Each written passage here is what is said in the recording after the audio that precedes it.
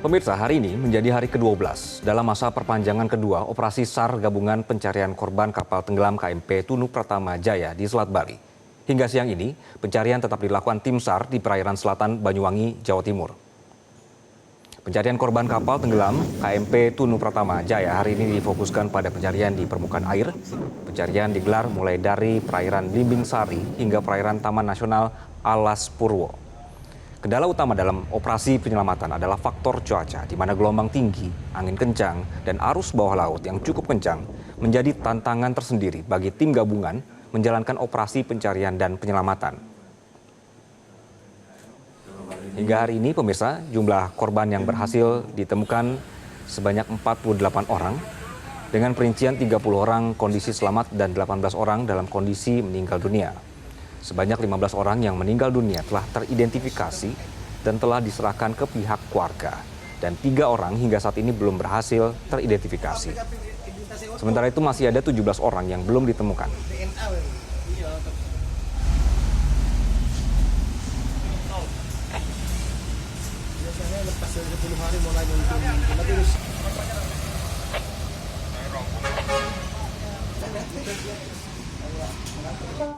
Sudah bergabung dari luar studio dan Guspurla Koarmada II Laksma TNI Endra Hartono. Selamat siang, Pak.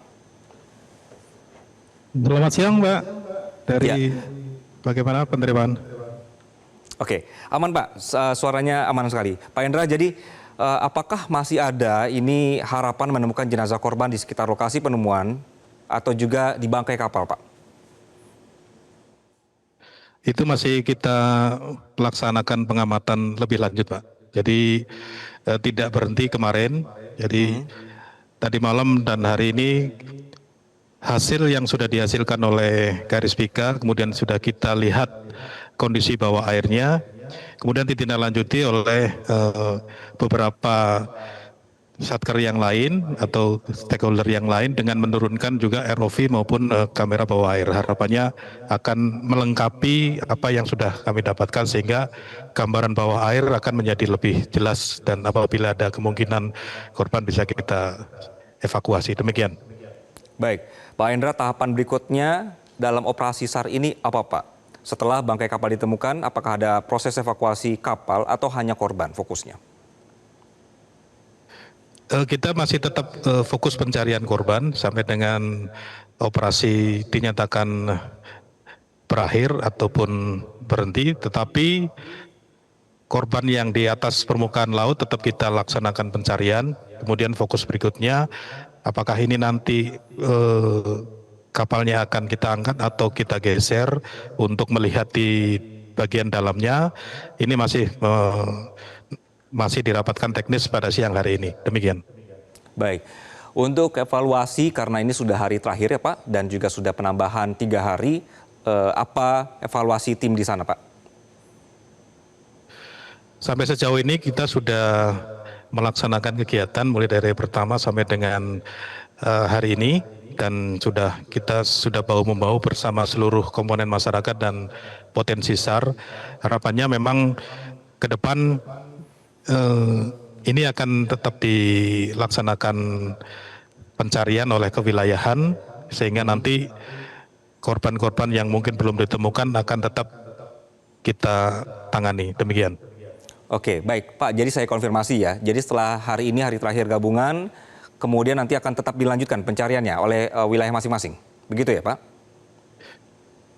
Betul, ini masih dirapatkan untuk kegiatan lanjutan tersebut, tetapi kami siap support untuk kewilayahan apabila diperlukan, karena mengingat masih ada beberapa yang belum ditemukan korbannya. Demikian. Oke, baik. Jadi ke depannya nanti akan di bawah TNI AL atau tetap di Basarnas, Pak?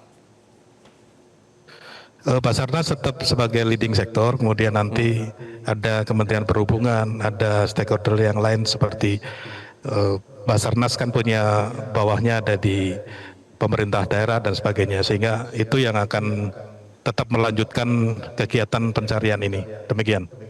Baik, kemarin kami sudah menerima visual yang pencarian bawah laut ya Pak ya, yang sudah ditemukan oleh TNI AL ini. Lalu bagaimana komunikasi dengan keluarga korban Pak terkait penemuan bangkai kapal? Untuk keluarga korban sudah ada tim sendiri yang ada sampai dengan saat ini.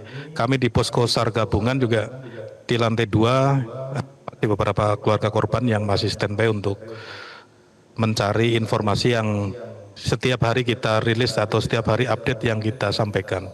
Sehingga kegiatan sekecil apapun kita akan terus sampaikan kepada keluarga korban. Demikian. Baik. Pak Hendra, proses pencarian kapal ini cukup memakan waktu begitu ya. Tim TNI AL kita tahu juga sudah beberapa kali mencoba menyelam dan agak kesulitan karena ada arus bawah laut dan sebagainya. Menurut Bapak sendiri dan juga pantauan dari tim di lapangan, apakah memang perlu ada kebijakan yang mewajibkan seluruh kapal penumpang atau feri ini tanpa terkecuali untuk dilengkapi alat pelacak seperti AIS atau juga EPRB, Pak? Berdasarkan temuan terakhir kan kita sudah bisa memantau AIS-nya sehingga kapal tersebut sudah dilengkapi AIS sebetulnya. Sehingga untuk lebih lanjut nanti KNKT yang akan menindaklanjuti. Tetapi berdasarkan hasil akhir dari posisi AIS yang dipancarkan oleh kapal tersebut, kita juga bisa memonitor. Demikian. Oke, jadi dari pencarian KMP ini juga kemarin AIS-nya tetap bisa terdetek, begitu ya Pak ya? Sampai posisi terakhir KAIS tersebut hilang, demikian. Oke. Kalau kita lihat di layar monitor ini adalah pada saat kita menurunkan kamera bawah air, kita berkolaborasi dengan KRI Spika yang di atasnya pada kedalaman 50, kemudian ini adalah gambaran terlihat di sonar, ada objek 3 dimensi, kemudian di bawahnya baru yang kondisi bawah air, sehingga kita melihat dari 2 sisi, di permukaan maupun di bawah air untuk lebih sinkron lagi dan lebih pasti lagi, demikian. Oke, Pak, dalam kasus seperti ini, ketika AIS kapalnya hilang, kemudian kemarin akhirnya berhasil ditemukan bangkai kapalnya, strategi seperti apa yang dilaksanakan Pak, sehingga benar-benar kemarin akhirnya ketemu ini adalah kapalnya? Untuk posisi AIS terakhir adalah menjadi referensi bagi kita posisi awal untuk menentukan posisi kecelakaan kapal atau dari Basarnas kita sebut sebagai lokasi kejadian kecelakaan kapal atau LKK. Dari situ kita kembangkan sesuai dengan kecepatan arus, kemudian angin, gelombang dan sebagainya, sehingga kita bisa mengevaluasi dan bisa mengasumsikan bahwa kapal itu akan bergerak ke selatan. Kemudian selama pencarian kita sudah sampai dengan terakhir titik 8, kita sudah menetapkan 8 titik yang diduga memang memiliki kemagnetan yang bisa diasumsikan sebagai kapal. Tetapi dari titik referensi 1 sampai dengan 7 ternyata tidak ada yang dimensinya menyerupai dari KMP. Kemudian kita temukan yang ke-8 dan itu adalah sesuai dan identik dengan KMP. Dan baru kita melaksanakan underwater kamera untuk meyakinkan. Demikian. Baik, Pak, dengan kondisi seperti ini yang sekarang sedang kami tampilkan di layar ini, dengan kedalaman seperti ini, dengan arus bawah laut yang kuat seperti ini, apakah memungkinkan untuk ada personil yang langsung terjun ke lapangan untuk memeriksa apakah masih ada jenazah atau tidak, atau memang tetap harus menggunakan kamera, Pak? Dengan situasi seperti ini, kita memerlukan peralatan yang lebih safety lagi.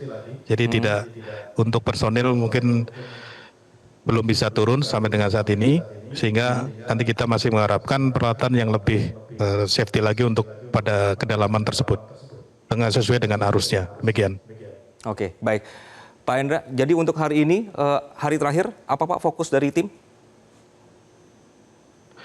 Tim kita masih berkoordinasi dengan seluruh stakeholder, kemudian nanti apabila akan dilaksanakan operasi lanjutan, operasi salvage atau evakuasi bawah air, kita siap mensupport kegiatan tersebut, sehingga dari sisi pengamanan di permukaan atau kita membantu melaksanakan marking atau perambuan dan sebagainya yang saat ini sedang dilaksanakan oleh teman-teman dari Divisi Navigasi Kementerian Perhubungan, kita tetap support di lapangan. Demikian.